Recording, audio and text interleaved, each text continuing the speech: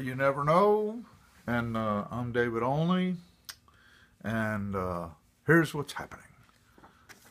Here's what's coming up. The Blitz continues. One more week in Nashville. What does that mean? That sounds ominous. Okay, Tuesday, September 9th, Downtown Public Library Courtyard Concerts. And that's with R.B. Morris and Marshall Chapman. And that'll be fun. It doesn't sound like it'd be fun, does it? A gig in a library at noon. But it is fun. And so be there if you're around. And then Wednesday, September 10th, final 6 to 8:30 show at the 5 Spot. And those 5 Spot, and those have been really fun.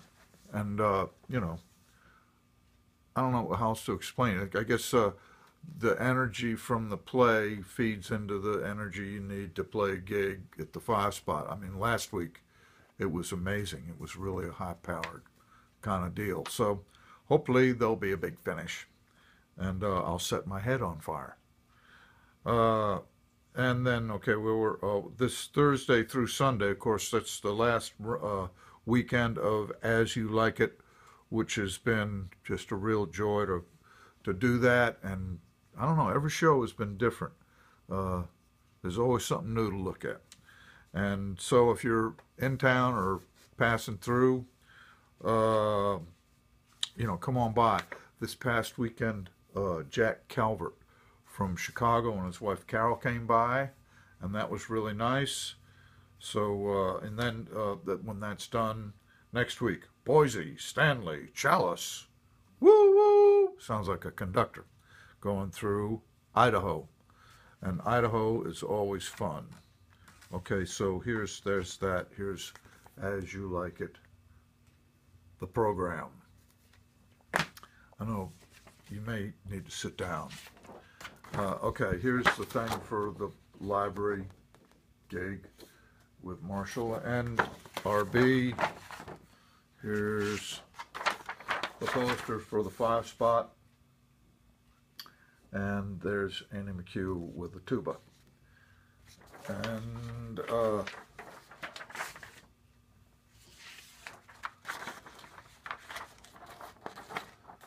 there's, I guess that's for Idaho. That's a cool poster. I don't know if you can see it. The color on the jacket that Sergio's wearing is really cool.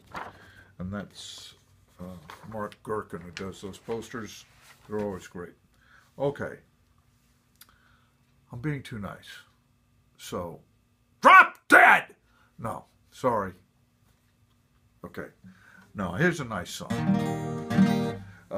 This is an old song. One of the first songs I wrote when I first came to Nashville.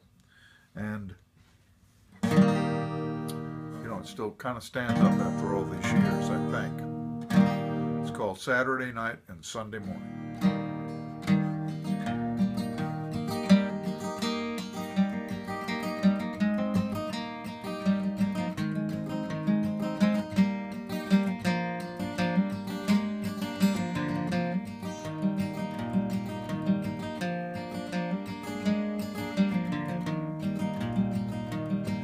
If I was Saturday night and you were Sunday morning, for a fleeting moment we could touch at midnight,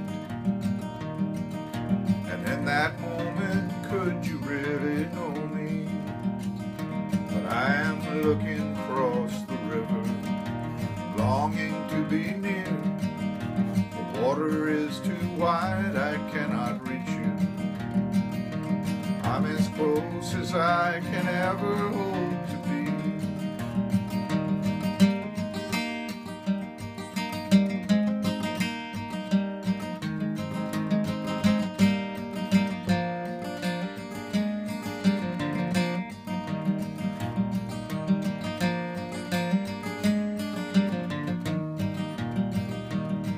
And if I was winter dying, virgin spring, gladly to your warmth I would surrender, to melt the snows and set the rivers free. But I am standing on the be near. Heaven is too high, I cannot reach you. I'm as close as I can ever hope to be.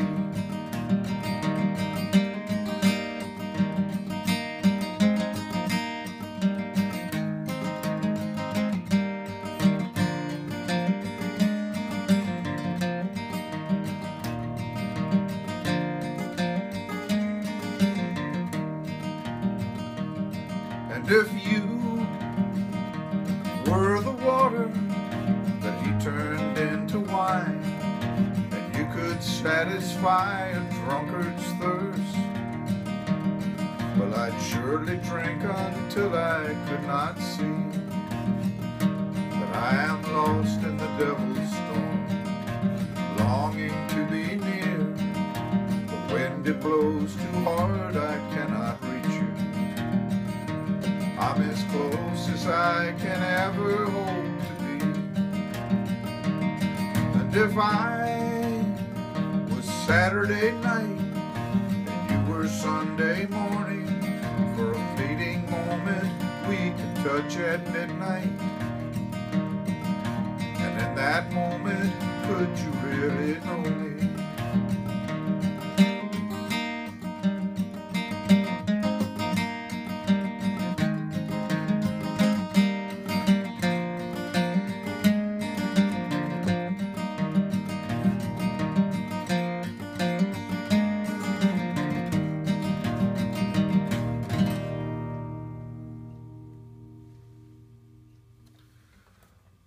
Okay, that's Saturday night and Sunday morning. Let me tell you, while I was playing that song, I remembered this thing that happened. It just happened Saturday. The first Saturday of the month, they do this thing at the Nashville Public Library. They read a Shakespeare play. And I've been doing it for a couple of years. That's how I got into this, the play and everything. You go down, you sit at a table, and it just goes speech by speech by speech around the table. So there's no acting. You just read the speech. And at the end of it, you know, you've read a Shakespeare play. And so this past Saturday, it was Antony and Cleopatra, which, by the way, is a long day at the office. That's a long play, and I don't know, it's kind of weird to me, but it's Shakespeare.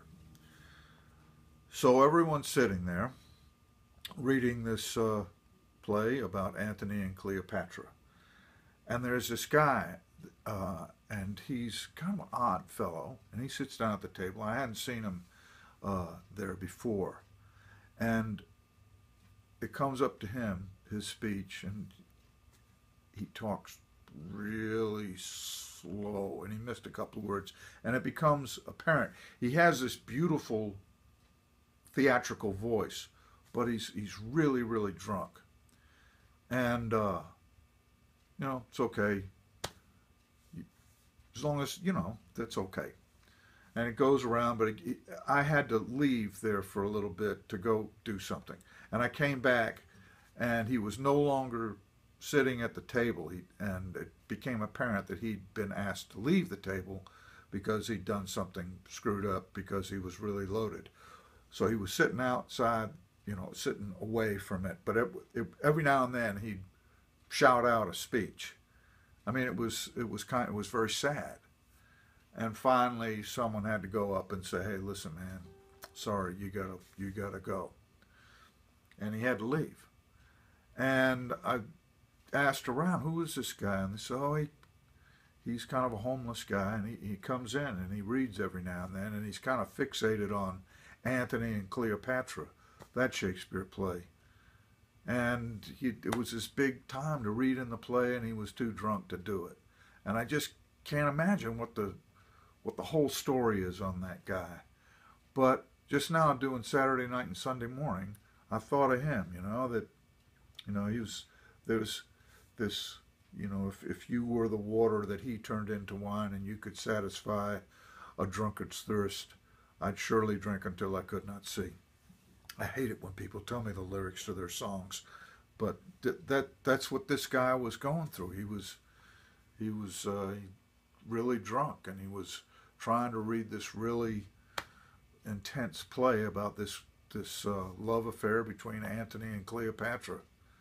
And I don't know, it's a weird thing. I'm playing this song and I see that guy again. And that's why I write songs, I think. After the fact, you realize, oh, man, it was about him. So there you go. I hope that's not too weird and heavy and strange. Next time, nothing but jokes. But hope that guy's doing okay, and I hope you're doing okay. And I'll see you next time. You never know. You never know.